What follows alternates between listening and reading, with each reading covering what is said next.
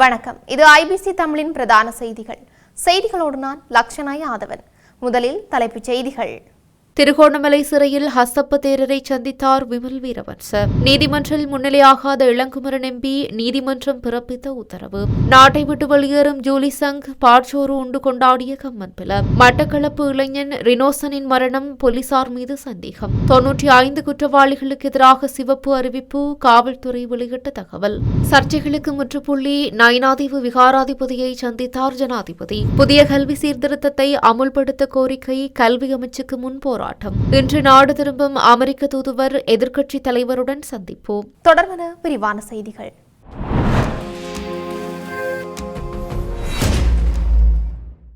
திருகோணமலை சிறைச்சாலையில் தடுத்து வைக்கப்பட்டுள்ள பலாங்கொட ஹஸ்தப்ப தேரரை நாடாளுமன்ற உறுப்பினர் விமல் வீரவன்ச உள்ளிட்ட குழுவினர் இன்று நேரில் சென்று பார்வையிட்டனர்.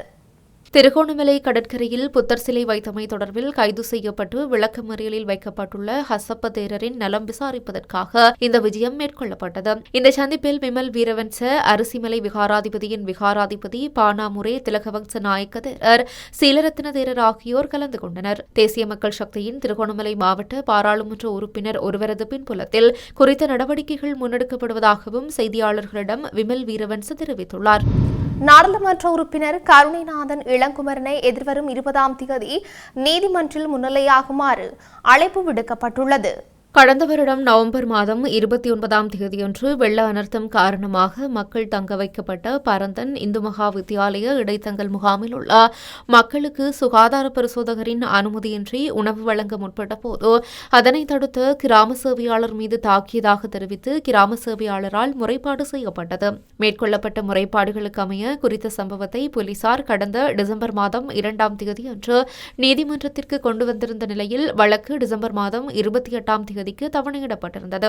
குறித்த வழக்கினை நகர்த்தல் பத்திரம் மூலம் மீண்டும் டிசம்பர் மாதம் 16ஆம் தேதியன்று எடுத்துக் கொள்ளப்பட்ட போது அடுத்த வழக்கு இன்று தவணையிடப்பட்ட போது நாடாளுமன்ற உறுப்பினர் இளங்குமரன் நீதிமன்றத்தில் முன்னிலையாகுமாறு அறிவுறுத்தப்பட்டது. இந்நிலையில் குறித்த வழக்கு இன்று பதில் நீதவான் எஸ். சிவபால சுப்பிரமணியம் முன்னிலையில் எடுத்துக் கொள்ளப்பட்ட போது கிராம சேவையாளர் சார்பாக ஜனாதிபதி சட்டத்தரணி எம். ஏ. சுமந்திரன் முன்னிலையாகியிருந்தார். இதன்போது நாடாளுமன்ற உறுப்பினர் இளங்குமரன் இன்றைய தினம் நீதிமன்றில் முன்னிலையாகாத நிலையில் அவர் சார்பாக சட்டத்தரணி ஒருவர் முன்னிலையாகினார். குறித்த சட்டத்தரணி குறித்த வழக்குக்காக நாடாளுமன்ற உறுப்பினர் இளங்குமரன் போலீஸ் நிலையத்தில் சரணடைந்த நிலையில் போலீஸ் பிணையில் செல்ல அனுமதிக்கப்பட்டிருந்தார். எனினும் இன்றைய தினம் ஜனாதிபதியின் நிகழ்வில் கலந்து கொள்வதனால் வர முடியவில்லை என தெரிவித்திருந்தார். இதையடுத்து கிராம சேவையாளர் சார்பாக முன்னிலையாகிய ஜனாதிபதி சட்டத்தரணி எம். ஏ. சுமந்திரன் போலீஸ் பிணையில் சென்றால் குறித்த தவணையில் நீதிமன்றில் முன்னிலையாக வேண்டியது கடமை எனவும் முன்னிலையாகாது சட்டத்தரணியை அனுப்புவது நீதிமன்றத்தை அவமதிக்கும் செயல்பாடு என பதில் நீதவானின் கவனத்திற்கு கொண்டு வந்தார். இதையடுத்து எதிர்வரும் 20ஆம் தேதியன்று வழக்கு தவணையிடப்பட்டு நாடாளுமன்ற உறுப்பினர் இளங்குமரனை மன்றில் முன்னிலைப்படுத்துமாறு நீதவான் போலீசாருக்கு தெரிவித்தார். தனது பதவிக்காலத்தை நிறைவு செய்வதற்காக அமெரிக்கா செல்ல தயாராகி வரும் இலங்கைக்கான அமெரிக்க தூதர் ஜிலிசங்கின் வெளியேற்றத்தை உதய கம்மன்பில பகிரங்கமாக கொண்டாடியுள்ளார். முன்னாள் அமைச்சர் உதய கம்மன்பில யூலி சங்கின் வெளியேற்றத்தை பால்சோறு உண்டு வெளிப்படையாக கொண்டாடியுள்ளார். இன்று நடைபெற்ற ஊடகவியலாளர் சந்திப்பில் ஜூலி சங் இலங்கைக்கு 4 ஆண்டுகளாக ஒரு சாபக்கேடாக இருந்ததாகவும் அவரது விலகலை கொண்டாட நாடு முழுவதும் பட்டாசுகள் வெடித்து தம்புருக்கள் இசைக்கப்பட வேண்டும் என்றும் அவர் கூறியுள்ளமை குறிப்பிடத்தக்கது. சிறைச்சாலையிலிருந்து மட்டக்களப்பு போதனா வைத்தியசாலைக்கு சிகிச்சைக்கு கொண்டு சென்ற இளைஞன் ரினோசனின் மரணம் தொடர்பில் நீதிமன்றத்தில் சந்தேகம் தெரிவித்துள்ளதாக சட்டத்தரணி ஜெயரட்னராஜா தெரிவித்துள்ளார்.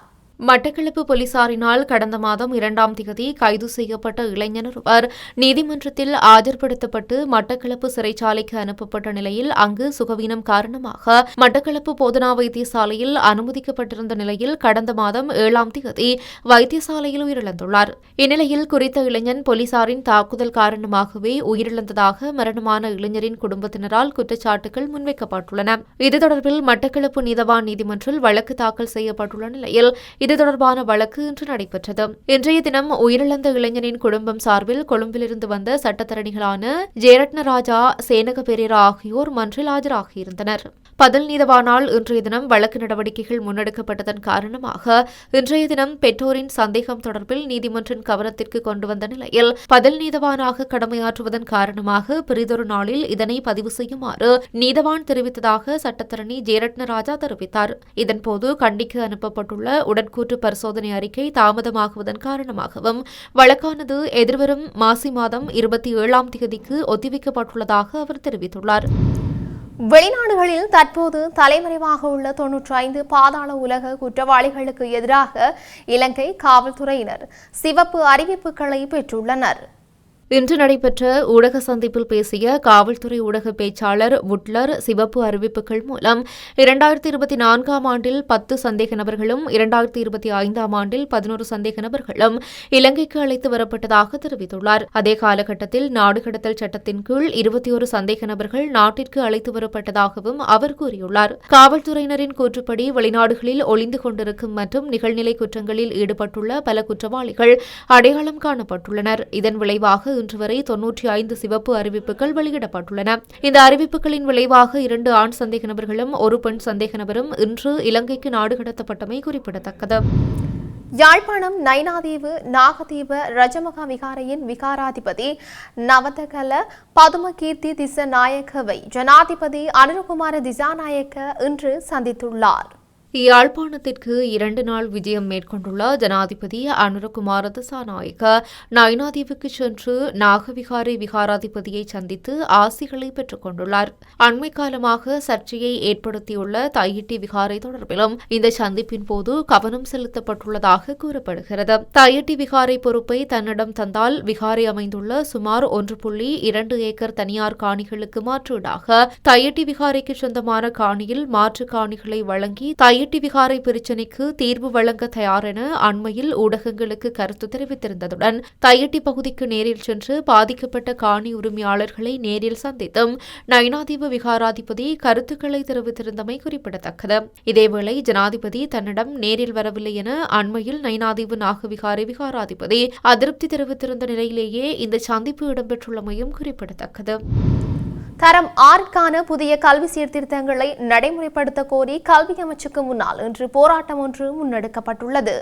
2026ஆம் ஆண்டில் தரம் 6ஆம் தரத்தில் கல்வி பயிலும் மாணவர்களின் பெற்றோர்கள் ஒன்றிணைந்து கல்வி அமைச்சுக்கு முன்னால் இந்த போராட்டத்தை முன்னெடுத்துள்ளனர். குறித்த போராட்டத்தில் மாணவர்களும் பங்கேற்றுள்ளனர். சர்ச்சைக்குரிய ஆங்கில பாட கற்றல் தொகுதியை தவிர ஏனைய பாடங்கள் தொடர்பான கற்றல் தொகுதிகளை மாணவர்களுக்கு கற்பிப்பதற்கு நடவடிக்கை எடுக்கப்பட வேண்டும் என போராட்டத்தில் ஈடுபட்டவர்கள் இதன்போது வலியுறுத்தியுள்ளனர். தனது பதவிக்காலத்தை முடித்துக் கொண்டு இன்று நாடு திரும்பும் இலங்கைக்கான அமெரிக்க தூதுவர் எதிர்க்கட்சித் தலைவர் சஜித் பிரேமதாசவை சந்தித்தார்.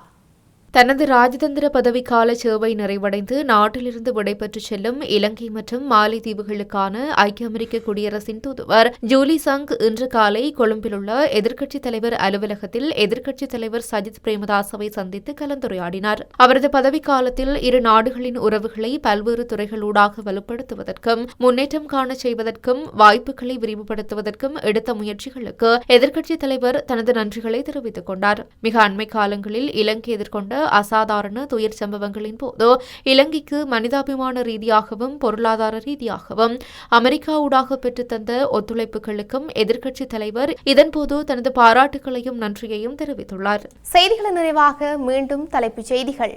திருகோணமலை சிறையில் ஹஸ்தப்ப தேரரை சந்தித்தார் விமல் வீரவன்ச. நீதிமன்றில் முன்னிலையாகாத இளங்குமரன் எம்பி நீதிமன்றம் பிறப்பித்த உத்தரவு.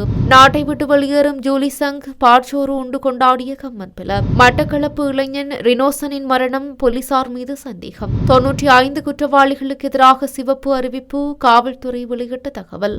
சர்ச்சைகளுக்கு முற்றுப்புள்ளி நைனாதீவு விகாராதிபதியை சந்தித்தார் ஜனாதிபதி. புதிய கல்வி சீர்திருத்தத்தை அமுல்படுத்த கோரிக்கை கல்வி அமைச்சுக்கு முன் போராட்டம். இன்று நாடு திரும்பும் அமெரிக்க தூதுவர் எதிர்க்கட்சி தலைவருடன் சந்திப்போம். இத்துடன் IBC தமிழின் பிரதான செய்திகள் நிறைவு பெற்றன. செய்திகளை உடனுக்குடன் அறிந்து கொள்ள IBC தமிழ் என்ற நமது YouTube பக்கத்தினூடாக இணைந்திருங்கள். வணக்கம்.